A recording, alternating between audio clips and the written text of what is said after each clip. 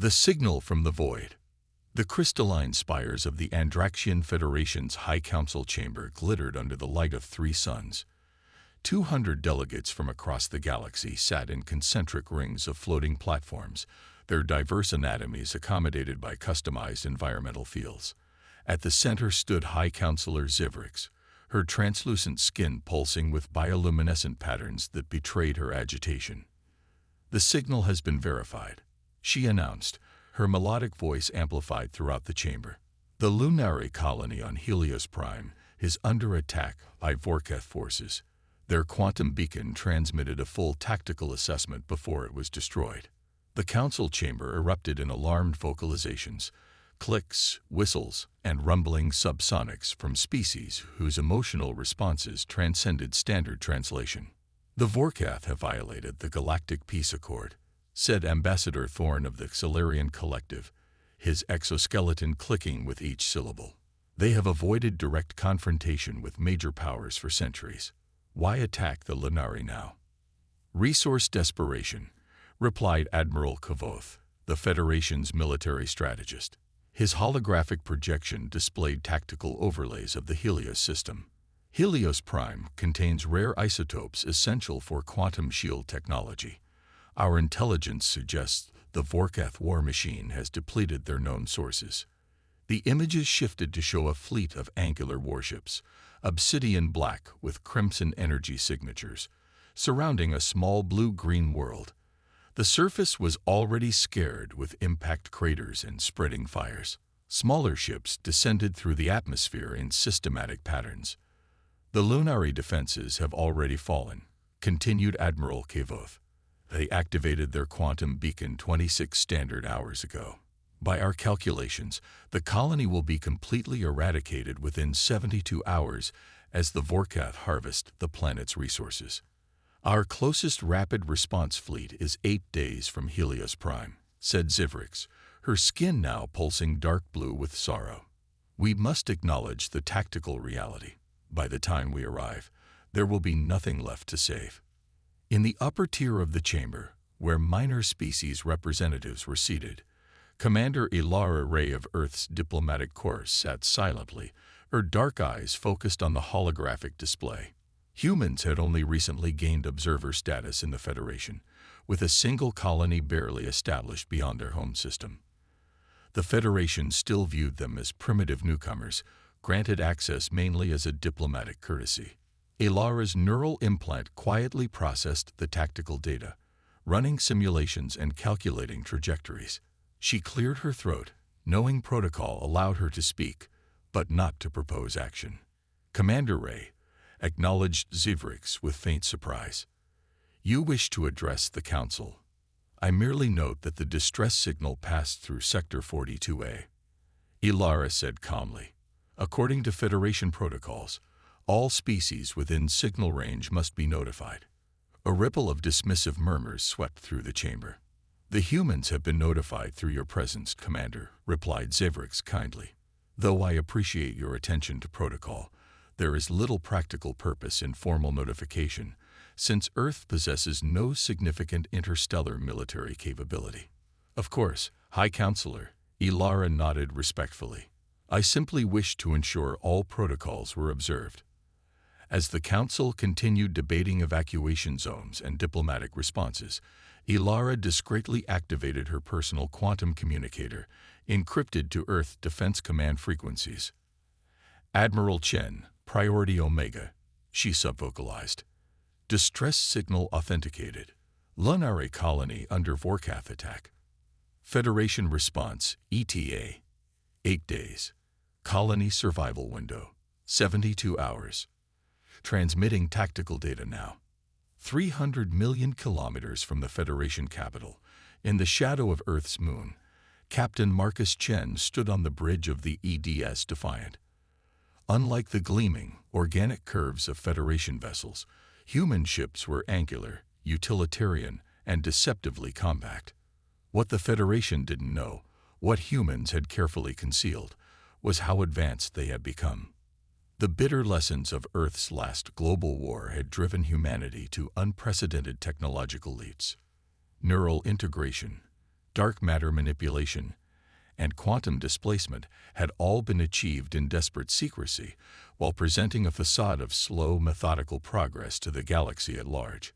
Captain Chen reviewed Commander Ray's transmission, his neural implant processing the tactical data instantly. He turned to his executive officer, Commander Layla Sharma, whose dark hair was tied back in a regulation knot. "The Federation has written off the Lunari," he said quietly. 70,000 civilians, an entire colony, considered already lost. "Your orders, sir?" Sharma asked, already knowing the answer. Chen's face hardened with resolve. "Prepare the fleet for immediate deployment. Shadow Protocol. Alert all captains. We jump in 30 minutes. Throughout the hidden shipyards orbiting Jupiter and Saturn, 7 advanced warships powered up their systems. These weren't the conventional ships humanity had shown to the Federation. These vessels incorporated technology the galaxy believed was centuries beyond human capability. On the Defiance Bridge, Chen addressed the assembled command crew. "The Vorketh have never encountered humans in combat. They have no idea what we're capable of. Our shadow drive technology will allow us to reach Helios Prime in 18 hours, far faster than the Vorketh believed possible for any species." The holographic display showed the Lunari colony, buildings burning as Vorketh harvester ships methodically destroyed infrastructure and extracted resources. "The Federation has given up on these people," Chen continued, his voice firm. "They believe the Lunari are already dead. We're going to prove them wrong. Not because it's tactically advantageous, not because we seek recognition, but because it's the right thing to do. Because when someone calls for help, humans answer." The crew nodded in solemn agreement as they took their stations. For 3 years, humanity had watched and learned from the Federation, while developing technologies in secret. Now they would reveal themselves not through diplomacy, but through action. "All ships report ready, Captain," announced Sharma. Shadow drives charged and synchronized. Chen took his command seat and gave the order that would change humanity's place in the galaxy forever. "Execute jump. Let's go save some lives." In the Federation Council chamber, the debate continued, focused now on relief efforts and diplomatic sanctions. What to do after the inevitable genocide? Commander Ilara Ray sat quietly, monitoring the encrypted frequency through her neural implant. A single message appeared in her visual field. "Operation Thunder Reispoinsi. She allowed herself a small smile as the council debated the tragedy they believed was unavoidable. They had no idea what was coming, what humanity was truly capable of when pushed to act. On Helios Prime, Governor Sarai of the Lunari huddled with the last survivors in a shielded bunker beneath the colony's central administration building. Their crystalline skin, normally shimmering with inner light, had dulled to an ashen gray, a biological response to extreme stress and fear. "The harvester ships are directly above us," reported Security Chief Talon, his voice barely above a whisper. "Our final defenses will fail within hours." Sarai looked at the frightened faces of her people. The Lunari were peaceful terraformers and scientists, with minimal defensive capabilities. They had established their colony with Federation guarantees of protection, guarantees that now proved hollow. "The quantum beacon was transmitted successfully," she said, trying to sound confident. "Help will come." "The Federation cannot arrive in time," Talon replied gently. "You know this, Governor." Sarai nodded slowly. "Yes, but I have hope nonetheless." The signal passed through many sectors. "Perhaps." The bunker shook violently as another bombardment struck nearby. Dust rained from the ceiling, and the emergency lights flickered. "Structural integrity at 62%, announced the colony's eye. "Estimated time to failure, 3.4 hours. Above the planet, Vorketh Fleet Commander Draz watched the systematic destruction with cold satisfaction. The Lunari colony was falling according to schedule, its defenses crumbling under the relentless assault of his ships. Soon, the harvesting would begin in earnest, extracting every valuable resource from the planet, including the biological material of its inhabitants, which would be processed for energy conversion. "Commander," called his sensor officer suddenly. "We're detecting unusual energy signatures at the system's edge." Draz frowned, his scaled face creasing with annoyance. "Federation vessels. Unknown configuration, sir. The energy signature doesn't match any known Federation technology." The officer hesitated. "And they're moving at impossible speeds." "Impossible." Draz growled, moving to the sensor station. "Nothing moves faster than." He never finished his sentence. On the main view screen, 7 sleek, unfamiliar ships appeared in the midst of his fleet. Having somehow bypassed all outer defenses, they moved with precision and speed that defied conventional physics, positioning themselves between the Vorketh warships and the planet below. "Who are they?" demanded Draz. "Broadcasting now on all frequencies," replied his communications officer, surprise evident in his voice. In perfect Vorketh language. A calm, resolute human voice filled the bridge. "This is Captain Marcus Chen of the Earth Defense Fleet. You are engaged in an illegal assault on sentient beings. Cease all hostile actions immediately and withdraw your forces, or face the consequences of your aggression. This is your only warning." Defiance beyond stars. Vorketh Commander Draz stared at the view screen, momentary confusion giving way to contemptuous amusement. Humans, the primitive species barely capable of interstellar travel, known throughout the galaxy as diplomatic observers with negligible military presence. "Destroy them," he ordered dismissively. "Continue planetary operations." The Vorketh fleet, 23 warships against 7 human vessels, unleashed a barrage of destructive energy that should have vaporized the intruders instantly. What happened instead would be recorded in military academies across the galaxy for centuries to come. The human ships moved, not the lumbering, evasive maneuvers of conventional vessels, but with an impossible fluidity that seemed to bend the fabric of space itself. Energy beams that should have struck true instead passed through empty void as the Earth vessels literally disappeared and reappeared microseconds later in different positions. "Quantum displacement drives," whispered the Vorketh science officer in horrified recognition. "They've mastered localized space-time manipulation." Before Draz could respond, the human ships counterattacked. Their weapons weren't the brute force energy cannons favored by the Vorketh, but precisely targeted beams that struck with surgical accuracy. The lead human vessel, identified as the Defiant, fired 3 consecutive shots at Draz's flagship, each beam striking a different critical system: shield generators, weapons control, and propulsion. "They're not trying to destroy us," realized Draz with dawning comprehension. "They're disabling us." Across the battlefield, the pattern repeated. Human ships darted between the lumbering Vorketh vessels, their advanced targeting systems identifying and neutralizing key systems with precision that bordered on prescience. Within minutes, 14 Vorketh warships hung dead in space, their crews alive but their vessels paralyzed. On the bridge of the Defiant, Captain Chen monitored the battle with calm efficiency, his neural implant processing tactical data faster than any conventional system. "Echo Squadron, focus on the harvester ships," he ordered. "Delta Squadron, create a defensive perimeter around the colony. Maintain quantum displacement protocols. Don't stay in one position longer than 1.2 seconds." Commander Sharma's hands danced across her console, coordinating the fleet's movements. "Captain, the Vorketh commander is attempting to contact us." "On screen," Chen replied, straightening in his command chair. Commander Draz's scaled face appeared, rage barely contained beneath a veneer of military discipline. "This is unprecedented interference in a legitimate resource acquisition operation. This is genocide," Chen responded evenly. "And it ends now." "You have no authority here," snarled Draz. "The humans are not even full members of the Federation.